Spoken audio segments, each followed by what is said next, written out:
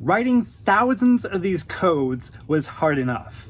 Before that, she insisted that we build a printer that used fused deposition modeling. It would have been so much easier to use selective laser sintering. But we visited this Red Hook SLS print shop, and she just kept shaking her head at the machines lined up inside the building. And she kept saying, "These printers aren't fun to watch, Susan. Boring, boring, boring. Give me the one that spits out the gunk and spins around in circles." I tried telling her that with each sculpture being the size of like a 1950s computer, that an FDM printer that was big enough, it just wouldn't print cleanly. I tried turning to the technician showing us around, but he was so nervous next to Celia that he wouldn't even agree with me. And she said, "You'll find a way," and smiled out the door. "You're smarter than me." Right. It took months to find a way.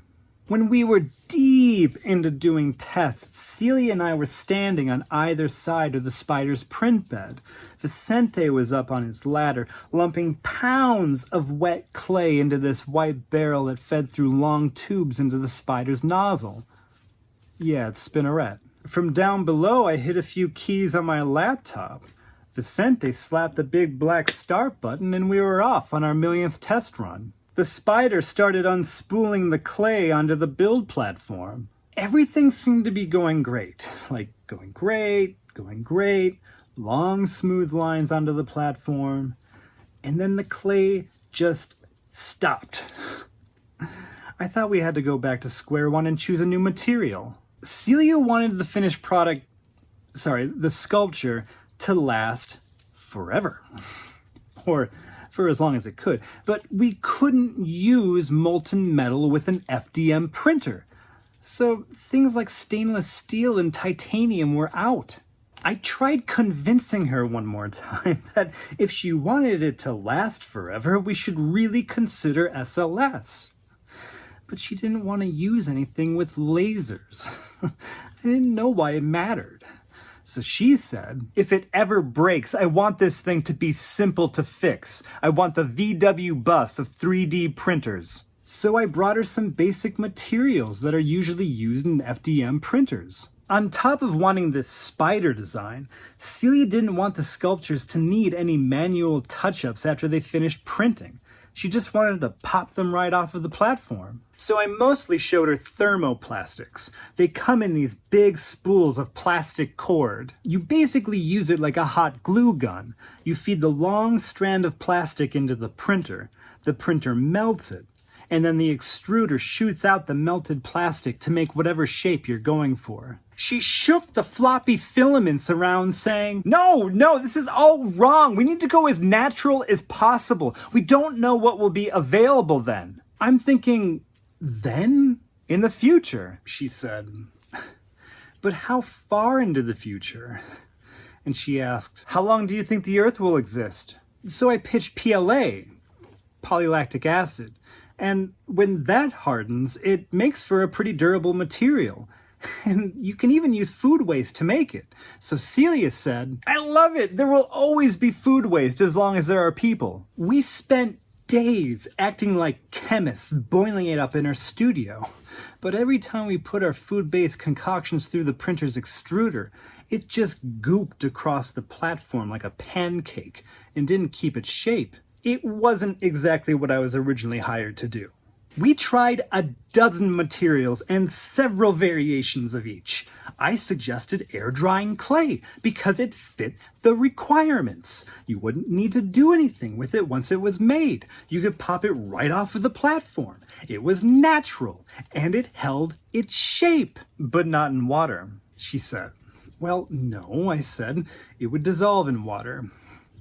"With climate change," she said, "this whole shithouse could be underwater. It needs to be water resistant." I didn't know why these needed to last for so long. She said she might be ready to reconsider regular clay, though. She said, "Clay fits the bill as long as we fire it afterwards," and I kind of like that idea. I mean, people have been firing clay for millennia. I don't see why they couldn't for a few more. And once you fire it, it lasts for thousands of years. So I say we do it. You got it, Susan. This is such a great idea. Thank you. Thank you. Thank you. I never understood that. She could rail against every idea I had for like a week and then tell me how smart I was after she basically proposed whatever we finally went with. Everyone was really on edge after months of this. Vicente and I got into this huge argument after he didn't level out the print bed correctly, and the first sculpture ended up looking like the Leaning Tower of Pisa had a stroke. And all through that time, Celia just let Margaret and Anna Maria run up and down the High Line while the three of us argued all day. No, we weren't exactly happy by the day the clay just stopped extruding. Vicente looked down from his perch and asked, "What is it now?" I turned to Celia, who, thank God, didn't seem upset this time. But the printer started making this terrible noise. Vicente hadn't shut it off yet. The extruder rattled like it was about to blow a gasket. I thought we needed to go a little higher end than the VW bus of 3D printers. The extruder shook around so much that it started flopping around like a loose fire hose, whipping left and right with all the clay jamming up inside. I yelled up to Vicente like, "Turn it off! Turn it off!" And I heard him clicking the button, but nothing would happen. Vicente yelled, "I'm trying to turn it off!" And the extruder flopped all over the place. The clay had never stopped pumping into the hose. The extruder was getting too backed up. It couldn't hold anymore. The clay began shooting out of the nozzle like wet bullets. I ran beneath the spider to try to wrangle down the extruder to stop it from breaking. And Celia said, "Let it go! Let it go! It's not worth it!" I got clocked right on top of my head by one of these clay balls, and I still looked up like an idiot and let this thing shoot me square in the face. Celia screamed, "Stop the spider!" A third clay ball pelted me in the face and knocked me onto the print bed. I was inches deep in clay. Vicente kept yelling, "I am trying!" And then the printer finally whirred to a stop. But we didn't have time to think about what just happened. The elevator at the opposite end of the studio dinged. We all turned to watch the doors open. A policeman was escorting the girls back to their mother once again. And his jaw dropped when he took in the enormity of the spider and the ankle-deep mess of clay that I stood in, and the frazzled looks on Celia down below, and Vicente up high. We were maybe halfway to our first successful sculpture that day.